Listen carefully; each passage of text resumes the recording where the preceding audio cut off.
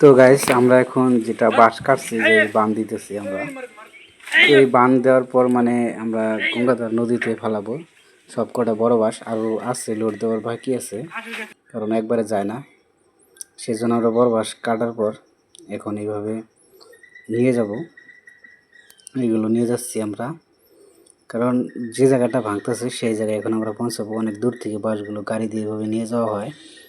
দীর্ঘদিন থেকে নদী খুব পরিস্থিতিটা এতটাই ভয়ঙ্কর রূপ ধারণ করছে, সেই জন্য আমরা এই বড় বাসা দিয়া কি কাজ করি, কিভাবে কাজ করব আপনাদেরকে সরাসরি দেখানোর চেষ্টা করব।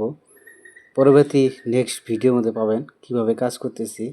আর বর্তমানে এখান থেকে বাসগুলো আমরা নিয়ে যাব, নিয়ে যাওয়ার জন্য এভাবে নিয়ে গেতেছি।